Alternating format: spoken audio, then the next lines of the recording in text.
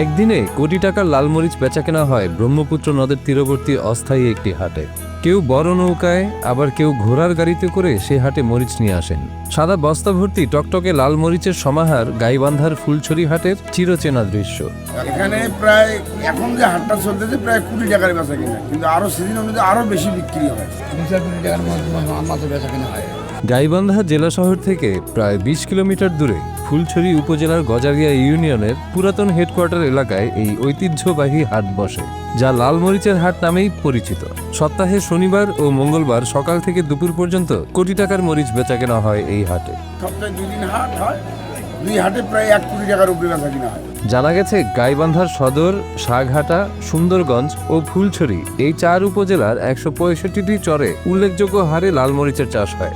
এইসব চরের উৎপাদিত শুকনা মরিচই বেচাকেনা হয় এই হাটে। স্থানীয় ব্যবসায়ীরা ছাড়াও জামালপুর, নওগাঁ, রাজশাহী, দিনাজপুর, বগুড়া ও রাজধানী ঢাকা সহ দেশের নানা প্রান্ত থেকে মানুষ এখানে মরিচ কিনতে আসেন।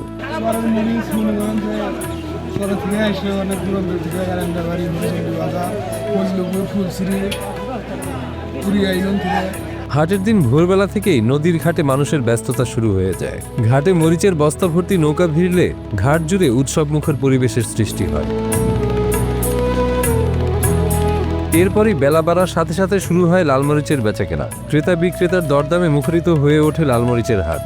আজকে আমরা বিক্রি করছি, কিছু আছে, কিছু বিক্রি করছি। আমার মনে হয় যে 7,200, 300, 100, 200, 6,500 বিক্রি করছি। এই হাটে মান ভেদে 3 ধরনের মরিচ পাওয়া যায়। মৌসুম ভেদে মরিচের দাম ওঠানামা করে, তবে এবছর তাদের সবারই লোকসান হচ্ছে। কোটি কোটি টাকার হাট এটা, কিন্তু ঘটনা হলো এবার দাম নাই, মরিচের দাম নাই, দূর দূরান্ত থেকে লোক আসে না। হাটের কোনো মরিচের কোনো একটা নাই, চাহিদা নাই।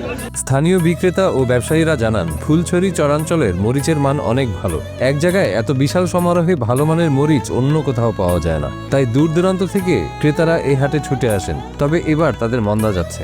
এবার 2 বিঘা জমি মরিচ আবাদ করছি, লস হয়েছে। ঘর থেকে টাকা পুরেন নাকি সার বীজের দাম বেশি। 1 বছর সার নিলে 2,000 টাকা ইউরিয়া সার ধরে চড়ে নিতে ঘরে গাইতে করছে, বুঝছা। আর আমরা মরিচের দাম পাইতেছি 5,000, 6,000 লস আমাদের। কৃষকের কাছ থেকে ভাই এবার মরিচ কেনা হচ্ছে, আপনার আপাতত কেনা হচ্ছে 7,000, 800, 900। আর আগে প্রথম কেনা হয়েছে হলো আপনার 8.5, 8। এতে আস্তে আস্তে কমতেছে কমতেই আছে। এটা বলে তার মরিচ কেনা হলে 8,500, 600, 300, 200, 8,000, 100, 200 কম আছে মরিচ। আর মনে করেন যে মরিচের বাজার কম, বর্তমানে কম। এবারের মৌসুমে মরিচের দাম নিয়ে অসন্তুষ্ট কৃষক ও সেখানকার পাইকারি বিক্রেতারা। তাদের আক্ষেপ, উৎপাদন খরচের তুলনায় বাজার দর কম হওয়ায় তারা লাভের বদলে লোকসান গুনছেন। আর যে খরচটা করছি সেই খরচ তুলে আইলাম না। ডাইরেক্ট কথা, মানে যে মরিচের দাম নাই, কামলাবাড়ির দাম আর ঠিকই আছে। গলনাছড়া থেকে মরিচ নিয়ে আসি ফুলছড়ি গান মরিচ বেচতে। মরিচের তো দামই নাই, গাড়ি ভাড়া এলেই তো উঠতেছে না, কামলার দাম, নৌকা ভাড়া এলেই তো উঠতেছে না। লস, 1 মণ মরিচের 400 টাকা খরচা। আমরা দাম করে প্রতি মনে মনে 1200, 1300, 1400 প্রতি মনে লস।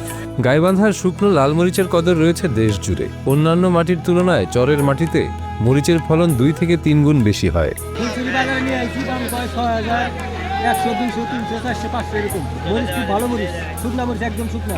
হাটে আসা ব্যবসায়ীদের নিরাপত্তা নিশ্চিত করার দাবি জানান হাটের বর্তমান ইজারাদার। সেখানে মরিচ সংরক্ষণ করারও কোনো স্টোরেজ না থাকায় প্রতি সপ্তাহে বিপুল পরিমাণে মরিচ নষ্ট হয়ে যাচ্ছে। ঐতিহ্যবাহী এই হাটকে টিকিয়ে রাখতে হলে প্রশাসনের দায়িত্ববান ভূমিকা পালন করতে হবে বলে মনে করেন স্থানীয়রা। এই হাটের ইজারাদার আমি, আমাদের এই হাটের সবচেয়ে বড় সমস্যা, বাইরে থেকে যে ব্যাপারীরা আসে এদের থাকার কোনো বন্ধ ব্যবস্থা নেই, ল্যাট্রিন বাথরুম নেই, খুব কষ্ট করে এরা। এই হাটটাকে গভর্নমেন্টের, এই হাটটা প্রায় 1.25 কোটি টাকা ডাক।